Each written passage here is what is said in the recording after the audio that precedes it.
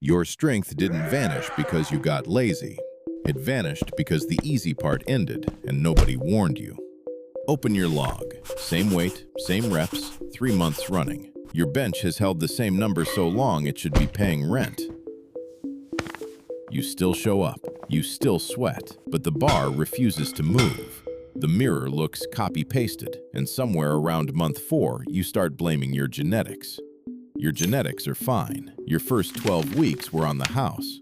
Let me unstick you. Here's why this matters more than one boring notebook entry. A stall doesn't stay a stall. It quietly turns into 6 months of maintenance training that you'll describe to people as consistency. Your physique freezes at the exact level you were embarrassed about in month 1. Your lifts stop scaring you, which means they stop changing you. Then your performance goes. The weight that used to feel heavy still feels heavy, but for a worse reason. You're not adapting anymore. You're just tolerating. Every session becomes a rerun of the last one, and you'll notice it socially before you notice it in your numbers. The guy who started 2 months after you walks past your bench with more weight on it, and you get to decide whether that's motivating or humiliating. At month 4, it's usually the second one. And then the part nobody expects. You start getting hurt. Not from heavy weight, from stale weight, chased with sloppier and sloppier form, because your ego needs that number to move even when your body isn't ready for it. That's how a stuck lifter becomes an injured lifter becomes an ex-lifter. Most people don't quit training because it's hard. They quit because it stopped working and they never found out why. So before I hand you the fix, let's bury what you've already tried. Because a plateau is the most misdiagnosed problem in the gym. It's not muscle confusion. Your muscles are not confused. They don't have opinions. Swapping every exercise every 2 weeks doesn't shock anything. It just deletes your ability to measure anything. It's not that your program is too basic. A beginner program stops working because you stopped being a beginner, not because it lacked a cool name. It's not your split either. Push-pull legs, upper-lower, bro split, all of them work, and none of them work if the sets inside them never get harder. The split is just the container. You've spent 3 months arguing about the container, and it's not that you need to go heavier. Grinding a wobbly triple isn't a plateau fix. It's how you convert a stall into a strain.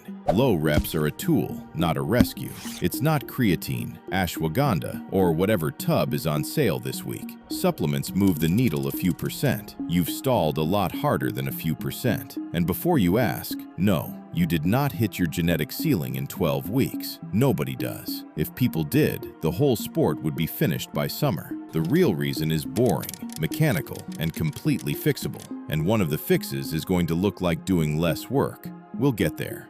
To beat a plateau, you need to know what your first 3 months actually were, because they weren't what you think. Your body made 3 separate deals with you. Only one of them is still open. First, your nervous system. Most of your early strength wasn't new muscle at all. It was your brain learning to use the muscle you already had, recruiting more fibers, timing them properly, and stopping your body from fighting itself on every rep. That's why your squat can climb 30 kilos while your legs look completely unchanged. You weren't growing. You were speedrunning the tutorial. And a tutorial can only be finished once. Second, actual muscle. Real tissue, built protein by protein. This is the deal that's still open, and it is slow. We're talking a fraction of a kilo of muscle per month with everything dialed in. It never felt slow before because the nervous system gains were covering for it. Now the covering fire has stopped, and you're watching hypertrophy at its true speed for the first time. Third, and this is the one that ends the honeymoon, fatigue. In month 1, you could recover from anything. 4 hours of sleep, eating like a raccoon, still adding weight. By month 3, you're dragging leftover fatigue from every session into the next one. Same effort in, less adaptation out.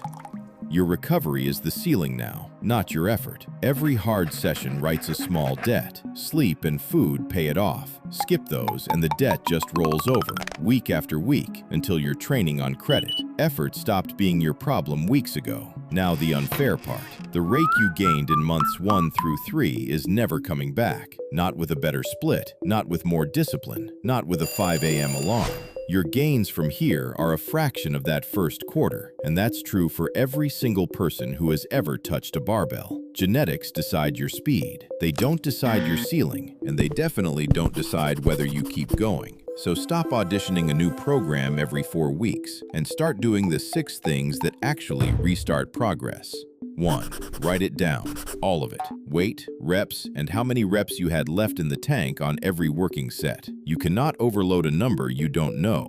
If your entire training history lives in your head, you've been guessing for 3 months and calling it training. 2. Change how you progress. Adding weight every session was a beginner privilege and it expired. Switch to double progression. Pick a rep range, say 6 to 10. Add reps until you hit 10 on every set. Only then add the smallest plate you own, 2.5 kilos or 5 pounds, and drop back down to 6. Then climb again. Slower on paper, roughly 4 times faster in reality. 3. Get closer to failure. This is where most stalled lifters secretly live. Finishing a set with 4 reps to spare was plenty when you were new. Now you want 1 to 3 reps left on your compounds, and your last set of isolation work taken until the rep genuinely slows down on its own, not until it feels uncomfortable. Those are 2 different addresses, and if you genuinely don't know what 1 rep left feels like, take 1 set to real failure this week. Just 1, on a machine or a dumbbell move where nothing can land on your throat. Now you've got a reference point for every set after it. 4. Audit your volume, then cut it. 10 to 20 hard sets per muscle per week, split across 2 sessions, is the entire map. Under that, add sets. Over it and still stuck? You're not undertrained, you're under-recovered. Delete the sets you can't even remember doing. Those were the junk ones. 5. Fix the part that happens outside the gym. Protein at 1.6 to 2.2 grams per kilo of body weight every day, not just on chest day. 7 to 9 hours of sleep, because muscle gets built while you're unconscious. And no pre-workout has ever refunded a bad night. And calories at maintenance or slightly above, because chasing strength in a deficit is like asking for a raise while handing in your resignation. 6. The one I promised. Deload. Every 6 to 10 weeks, take 1 week and cut your volume by about 1/3 while keeping the weight roughly where it is. You're not being soft. You're draining accumulated fatigue so the strength you already built can finally show up.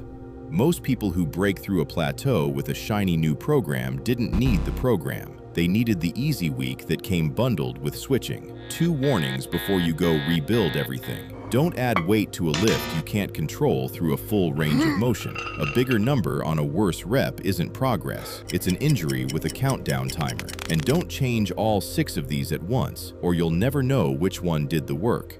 Change 1, run it 4 weeks, check your log. That's the whole thing. Your first 3 months were your nervous system spending free money. Everything after is earned, tracked, and slow, which is exactly why most people disappear at month 4, and exactly why the ones who don't end up looking like they train. Month 3 is where lifters get filtered. Log it, push closer, recover harder, and deload before your body deloads you. Do that for a year, and you won't recognize your own numbers.